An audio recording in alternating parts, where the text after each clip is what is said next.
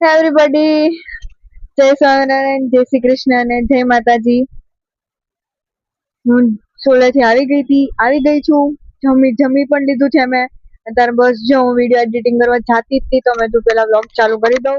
અને અત્યારે મમ્મી તો જો હું મમ્મી બેડરૂમ માં બેઠા છે, પંખો ચાલુ કરીને. ઘરે કોઈ નથી એઝ યુઝ્યુઅલ. પહલ અને મારા ભાઈ ટ્યુશન ગયા છે, તો મમ્મી તો તારે કપડા ઘડી કરે છે સકેલીને. હું તો નહોતી, સ્કૂલે હતી હું તો, આઈ મીન ઘરે નહોતી. તો ઈ એટલામાં શું થયું હશે તો આપણે મમ્મી ને પૂછવું પડશે. તો જરા માતાશ્રી અહીં આવો, અમને કયો આજે કે શું થયું તું. આજે આખા દિવસનું રૂટીન નું કામ પૂરું કર્યું અને પછી આજે તો વરસાદ આવ્યો હતો, એટલે બહુ જ આમ વરસાદ આવ્યો હતો. હારો વરસાદ આવ્યો હતો એમ ને? હું વહી ગઈ હતી પછી વરસાદ આવ્યો હતો. રાતે પણ આવ્યો હતો, બહુ મસ્ત વરસાદ આવ્યો હતો રાતે. તો જાગી તો વરસાદ રાતના આવ્યો હતો ને દિવસે આવ્યો હતો વરસાદ. સવારમાં આવ્યો હતો. પહલ ને સ્કૂલે મૂકવા જાય ને ત્યાં વરસાદ આવી ગયો. એટલે આજે તો જો કપડા પછી થોડાક મોટા સુકવા, એટલે અત્યારે હજી સુકાઈ રહ્યા છે. ઘડી કરે છે. હવે હું તો જો મમ્મી કપડા હકેલે છે, હવે તો હું મારા કપડા મૂકી દઈશ મારા કબાટમાં. પછી થોડુંક એડિટિંગ કરીશ ને જોઈ પછી કે આગળ શું થાય. આજે અડધો દિવસ તો હવેથી તો જો આમ જ થાય, કેમ કે મારે પછી હવે casual daily routine, daily school ચાલુ થઈ જ જાય. મારું ફૂલ ડે સ્કૂલ છે, લાઈક 7 to 5 હું સ્કૂલે જ હોય એવી રીતે. 7 વાગે જાઓ, 5 વાગે ઘરે આવી જાઓ એવી રીતે હોય. તો આવું રે. મારો મોસ્ટ ઓફલી લાઈક મારા 10 hours તો મારા સ્કૂલમાં જ હોય એવી રીતે. તો જોઈએ, મારા પાસે ક્લિપ્સ હશે વરસાદનો. અગર મમ્મી કહે તો છે કે મેં લાઈક મમ્મીએ રેકોર્ડ કર્યું છે, કેપ્ચર કર્યો છે વરસાદ. હશે ને તો હું નાખી સામાન, તમે જોજો વરસાદ આવ્યો તો એમ. અમારે તો એક્ઝામ હતી આજે, એટલે એટલું ધ્યાન નહીં હોય બારીમાં બાર. આઈ મીન હશે તો હું શેર કરીશ. ઓકે, હા, બાકી તો રહેજો કન્ટિન્યુ વ્લોગમાં, જોઈએ આગળ શું થાય.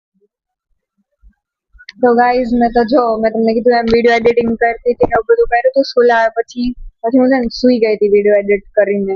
એટલે સુઈ નહોતી ગઈ, ખાલી 15 મિનિટનો નેપ લીધો હતો ને પછી થોડો ટાઈમ વેસ્ટ કર્યો આમને. અત્યારે તો મમ્મી ડિનરમાં જો કાંઈક નવું બનાવે છે. એને પૂછીએ આપણે નવું શું બનાવે છે. બોલો જરા, તમે શું બનાવો છો નવું? આજે તુરિયાનું ભરેલું શાક બનાવું છું. એટલે જો મસાલો બની ગયો છે, તુરિયા ભરાઈ ગયા છે, આ લસણની પેસ્ટ છે, અને તેલ ગરમ કરવા મૂકી દીધું છે, અને અહીંયા ખીચડી થાય છે. યસ, અને રસ પણ રેડી છે. હા, રસે રેડી છે. બની જાય તુરિયાનું શાક ભરેલું પછી હું તમને બતાવું.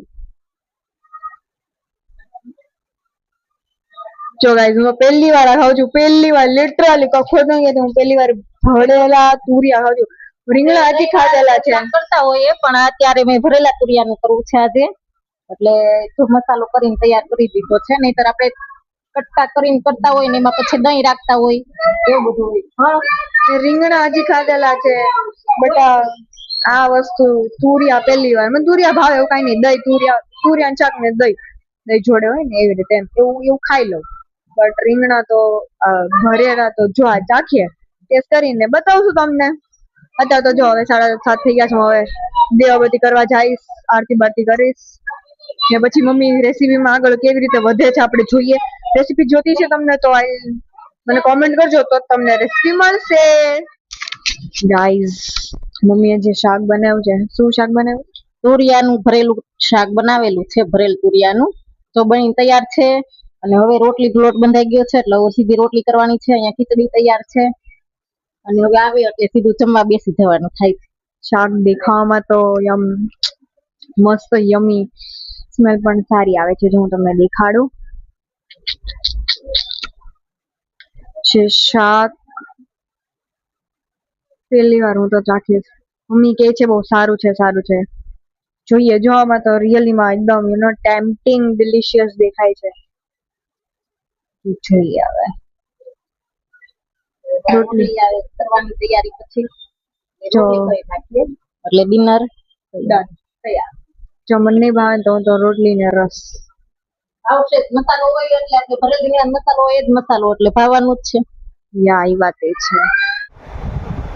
તો ગાઈઝ, મેં તો જો મસ્ત ભરેલા તુરિયાનું શાક ખાઈને શું સુવા જાય છે. તમે પણ સુવા જાઓ અને મળીએ કાલે નેક્સ્ટ ન્યૂ વ્લોગમાં. તો અત્યારે આ વ્લોગ માટે જય સ્વામિનારાયણ, જય શ્રી કૃષ્ણ, જય માતાજી, બાય.